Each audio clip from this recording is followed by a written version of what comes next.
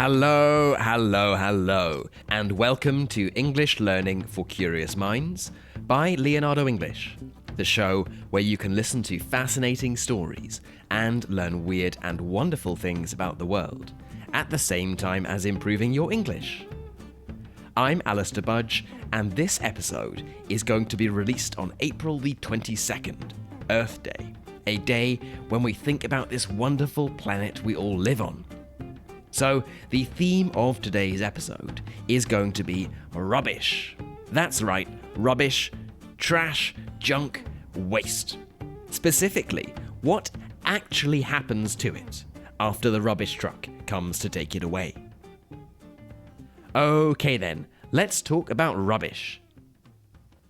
One thing that unites every human being on Earth is that we are all responsible for some sort of rubbish.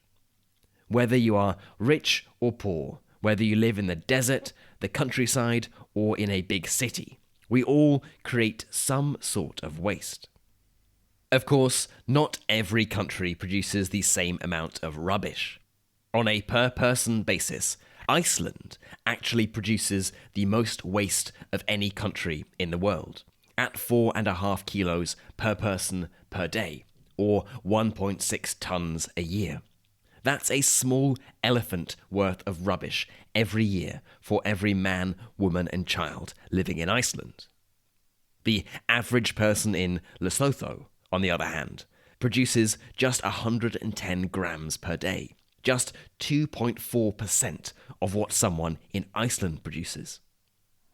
And in general, for all the talk about going green and recycling, the richer a country is, the more waste each person in it produces. Indeed, of the 2 billion tons of rubbish produced every year, 34% is produced by only 16% of the world's population. This might be sad, but it is unsurprising when you think about the fact that rubbish production throughout history is correlated with the development of society. As societies develop, they make more, which means there is more to throw away. If you were a caveman living tens of thousands of years ago, you still produced rubbish, but the odds are that you didn't worry too much about it. You might produce some food waste from the bits of animals that you cannot eat or turn into tools, but that was about it. Rubbish disposal likely consisted of throwing a piece of animal bones outside your cave, and you wouldn't think twice about it.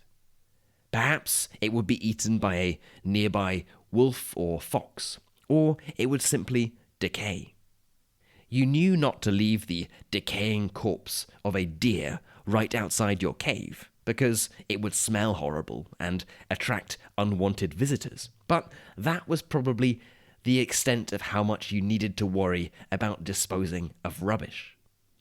But over thousands of years, as we humans figured out how to produce more and more, and we started living together in increasingly urban environments, the amount of waste we produced and the nature of that waste started to look quite different. And you might be thinking that this was purely a modern, post-industrial problem, but it's certainly not. The first ever people to dump rubbish into large holes dug in the ground were in Knossos in Crete, back in 3000 BC. Once the rubbish pits were full, they were covered up with earth to protect them from attracting vermin and producing foul smells. Later, in around 500 BC, the leaders of Athens in Greece started to dispose of rubbish at least 1 mile away from the city, so invaders couldn't use piles of rubbish to climb over the city walls. And you probably know that Rome has 7 hills, but you might not know that there's another one in southern Rome called Monte Testaccio, which is thought to contain up to 50 million broken olive oil amphorae, the clay containers used to hold olive oil in Roman times. So the problem of what to do with rubbish is really as old as civilization, or at least urbanization itself. And throughout history, including the present day, there have really been four broad categories of things you can do to rubbish, to anything that you no longer need. It can be buried in the ground so that it either decomposes over time or simply remains there, hidden from view. It can be put into rivers and ultimately washed out to sea. It can be burned, incinerated, so that it literally no longer exists. Or it can be reused for another purpose, whether that's recycled, repaired, or, in the case of food or human waste, used as fertilizer to grow new crops. So, to try to answer the question of where does all our rubbish go, let's take a look at what a typical person might throw away on a typical day, and see where modern rubbish ends up in this categorization of four different final destinations. Of course, there is no typical person. What you throw away is different from what I throw away, and every country deals with its rubbish slightly differently. But for the sake of this exercise, let's take the example of the average person in the UK. Let's even give him a name, Frank. Over the course of a day, Frank throws away a little over 1 kilo of rubbish. About a quarter of that is food, and the rest breaks down into things like plastics, paper, glass, tins, and electronics. Frank is a good, law-abiding citizen, and he has separate rubbish bins for his mixed waste, his food waste, and his recycling. He puts everything into the right bin, takes it out to the side of the road on the appropriate day. The rubbish truck comes along, and that's the last Frank thinks about his rubbish. But what actually happens? Well, Frank's mixed waste, his general rubbish, is probably taken either to a landfill or it's incinerated, it's burned. Things haven't really changed all that much since Knossos in ancient Crete, and around a quarter of all the waste produced in the UK is simply buried in the ground. Sure, landfills have become more regulated, and they are typically lined to stop hazardous liquids getting out and entering the ground. But the general concept is pretty simple. There's a big hole that's dug into the ground. Rubbish is put in there, and when it's full, the entire thing is closed so we don't have to see it anymore. There's a phrase in English which is out of sight, out of mind, meaning if you can't see something, you don't think about it. And there is probably no more appropriate use for it than our attitude towards burying rubbish in landfills. Another potential destination for this mixed waste is the incinerator, where it is burned and turned into electricity. In the UK, it's a relatively small amount, around 5%, but in places such as Norway, Sweden, and Denmark, up to 50% of all rubbish is incinerated. Now, there is an interesting debate on the pros and cons of incineration, of burning rubbish instead of sending it to landfill. Proponents of incineration, of burning, say that it's actually better for the environment because it produces energy and eliminates, or at least reduces, the carbon emissions that would have come from transporting the rubbish to a landfill. The actual incineration process is now advanced, safe, and harmful fumes are typically caught before they are released into the atmosphere. Plus, leaving rubbish in a landfill often causes methane to be released, and incineration fixes this because methane isn't released. But incineration is, of course, not an ideal solution. It requires large, expensive plants, can cause air pollution, And if people think that they don't have to care about their rubbish because it will simply be burned and turned back into useful electricity, then they will stop caring about using less in the first place and reusing or recycling their waste. And this brings us very nicely on to our next point, the big green bin that Frank has in his house with a recycling symbol. Frank might think of himself as an environmentally conscious person. He reuses plastic bags. Perhaps he says no to plastic straws in restaurants. He tries to cycle everywhere, and he drinks water from the tap.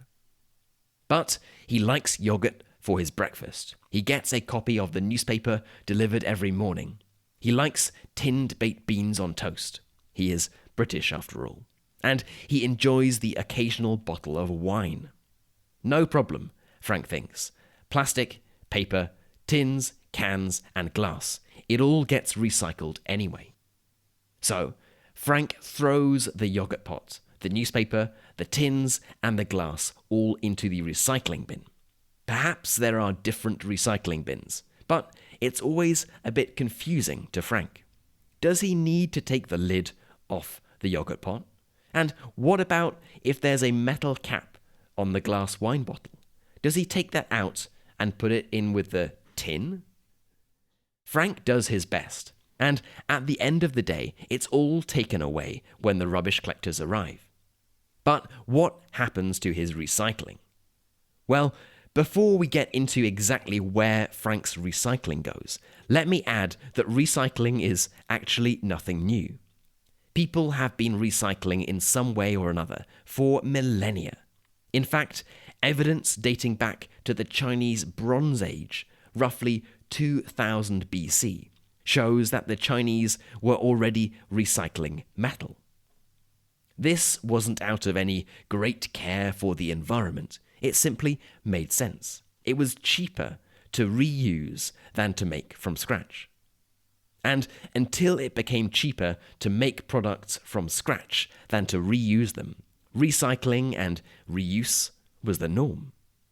In the 19th century, one of the main ways people recycled was via someone called the rag and bone man, a man who would go door to door and collect rubbish, especially metal, cloth and bone, to sell to merchants who would reuse these materials. During World War II, materials like nylon and tin cans were collected and recycled into things like bombs and ammunition. But as the cost of production of goods continued to decrease, there was less and less of an incentive to reuse and recycle. And at the same time, developed countries produced more and more.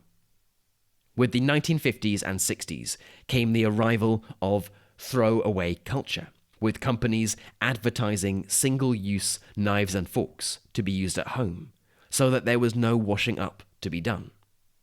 And this brings us to where we are today, with Frank and his recycling bin. Frank might think that his recycling all goes off to a nice plant nearby, and it's all reused and turned into more yogurt pots, more newspapers, baked bean tins and bottles for his favourite Shiraz. But if he really followed his recycling, he would likely be disappointed. In the UK, there is a large incentive for recycling to be sent abroad, to be exported.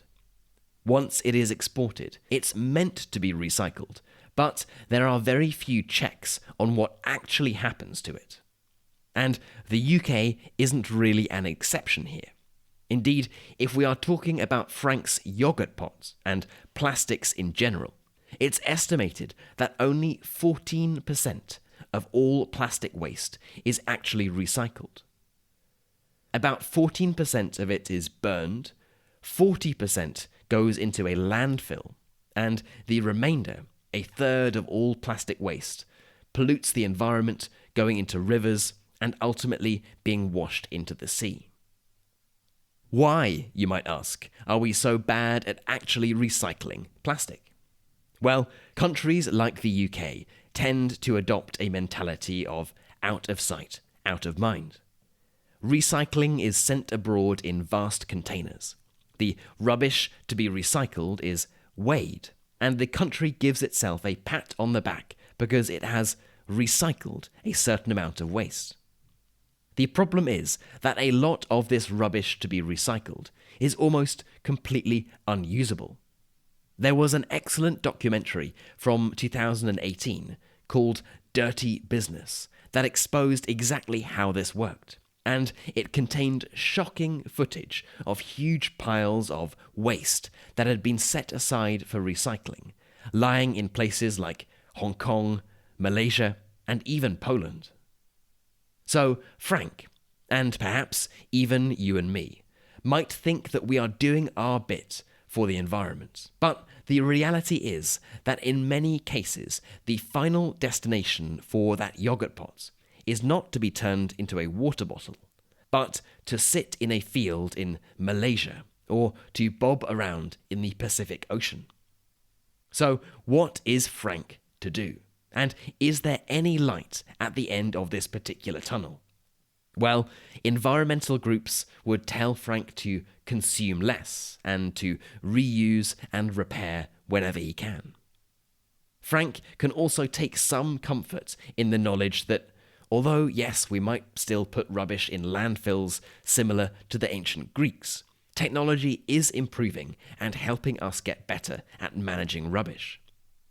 In particular, when it comes to Frank's favourite subject, recycling, technological improvements mean that it is easier than ever to separate waste, to separate Frank's bottle tops from the glass, or to separate the plastic from the cardboard, so that an increasing amount of whatever is put in the recycling bin actually gets recycled. So, to end on a slightly optimistic note, sure, there has never been a point in human history where so much rubbish has been produced by so many people. To be precise, there's over 2 billion tons of rubbish produced every year worldwide. And even in the countries that typically don't produce much rubbish now, rubbish production per capita is increasing. But never before in human history has there been a better system in place for actually dealing with it. Yes, it is far from perfect, and there are many holes, flaws, and misaligned incentives. But this is no reason to give up all hope, and certainly no reason for Frank to give up his beloved tinned baked beans. Okay then, that is it for today's episode on where all of our rubbish goes. I hope it's been an interesting and thought-provoking one, and that you've learnt something new. As always, I would love to know what you thought of this episode. Do you know much about where rubbish is sent in your country? Is it a subject that you had ever spent much time thinking about? Or is it someone else's problem once it's thrown in the bin? How do you think people should be encouraged to consume less? Or should we put more of a focus on dealing with our rubbish appropriately? Or is it a delicate balance between the two? I would love to know. You can head right into our community forum, which is at community.leonardoenglish.com, and get chatting away to other curious minds. You've been listening to English Learning for Curious Minds by Leonardo English. I'm Alistair Budge, you stay safe, and I'll catch you in the next episode.